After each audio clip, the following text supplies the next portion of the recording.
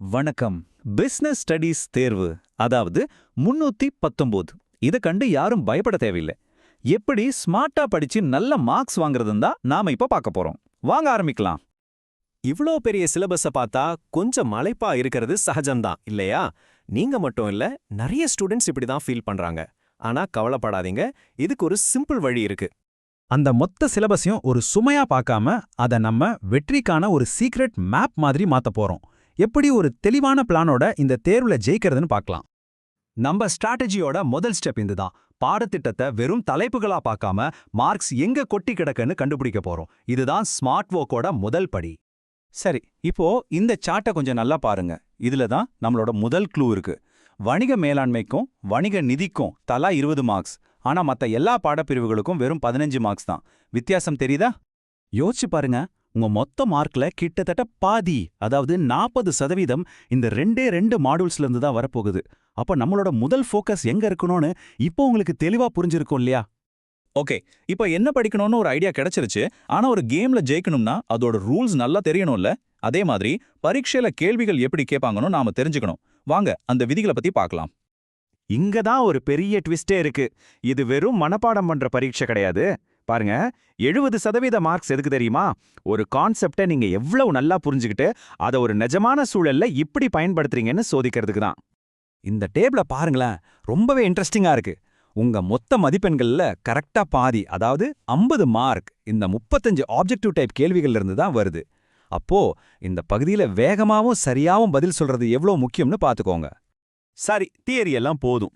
இந்த புரிதல், பயன்படுத்துதல் எல்லாம் நிஜத்துல எப்படி கேள்வித்தாள்ல வரும்? வாங்க, சில சாம்பிள் கேள்விகளை வச்சு இத பிராக்டிகலா புரிஞ்சுக்கலாம். இப்போ இந்த கேள்வியை பாருங்க. இது ஒரு 3 மார்க் கேள்வி. இங்க அவங்க நேரடியா எந்த டெஃபினிஷனையும் கேட்கல. ஒரு சின்ன கதை சொல்லி அதுல இருந்து கேள்வி கேட்கறாங்க. நிபுணுக்கு நிரந்தர வேலை கிடைச்சதால அவரோட எந்த தேவைகள் பூர்த்தியாச்சுன்னு கேட்கறாங்க. இதுக்கு நீங்க பதில் எழுதும்போது தேவைகள்னா என்னன்னு எழுதினா மட்டும் போதாது. நிபுணோட சூழ்நிலையை நீங்க புரிஞ்சுக்கிட்டு அந்த நிரந்தர ஓய்வூதிய வேலை மூலியமா அவரோட பாதுகாப்பு, அடிப்படை தேவைகள்லாம் பூர்த்தி ஆகுதுன்னு நீங்க படிச்ச தியரியோட கனெக்ட் பண்ணி எழுதணும். இதுக்கு பேர் தான் அப்ளிகேஷன். சரி, அடுத்த டைப் கேள்விக்கு போகலாம். இது ஒரு 5 மார்க் கேள்வி. இங்க 2 விதமான பொதுத்துறை நிறுவனங்களுக்கு நடுவுல இருக்கிற வித்தியாசங்களை எழுத சொல்லி கேட்கறாங்க. இது உங்க ஆழமான புரிதலை செக் பண்ற ஒரு கேள்வி. இந்த மாதிரி வேறுபாடு கேட்கிற கேள்விகளுக்கு நீங்க இந்த மாதிரி ஒரு டேபிள் போட்டு நிறுவுதல், சட்டப்பூர்வ நிலை, மேலாண்மைன்னு தெளிவான தலைப்புகளோட பாயிண்டா எழுதுனீங்கன்னா முழு மதிப்பெண் வாங்குறது ரொம்பவே ஈஸி. ஓகே, இப்போ நாம மார்க்ஸ் எங்க இருக்குன்னு பார்த்தோம், கேள்விகள் எப்படி வரணும்னு பார்த்தோம். இது எல்லாத்தையும் சேர்த்து உங்க வெற்றிக்கான ஒரு சிம்பிளான ஆனா ரொம்ப பவர்ஃபுல்லான 3 ஸ்டெப் கேம் பிளான இப்போ உருவாக்கலாம். இதுதான் உங்க வெற்றிக்கான வியூகம். ஸ்டெப் 1, 40% மார்க் வரக்கூடிய அந்த 2 முக்கியமான பாடப்பிரிவுகளுக்கு முதல் முக்கியத்துவம் கொடுங்க. ஸ்டெப் 2, மனப்பாடம் செய்யறதை விட கான்செப்டை புரிஞ்சுக்கிட்டு அப்ளை பண்ற மாதிரி நிறைய பிராக்டிஸ் பண்ணுங்க. ஸ்டெப் 3, சின்ன MCQல இருந்து பெரிய லாங் ஆன்சர் வரைக்கும் எல்லா விதமான கேள்விகளுக்கும் தயாராகுங்க. கடைசியா உங்களுக்கு ஒரு நல்ல செய்தி.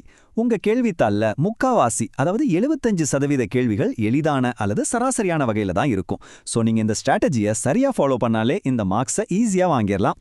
தேர்வு ஒன்றும் அவ்வளோ கடினமா இருக்காது. இப்ப சொல்லுங்க, நாம பார்த்த இந்த விஷயங்களை வச்சே உங்க கடின உழைப்ப ஒரு சூப்பரான வெற்றி கதையா மாத்த நீங்க தயாரா? கண்டிப்பா முடியும். உங்கள் வெற்றிக்கு ஏன் மனமார்ந்த வாழ்த்துக்கள்.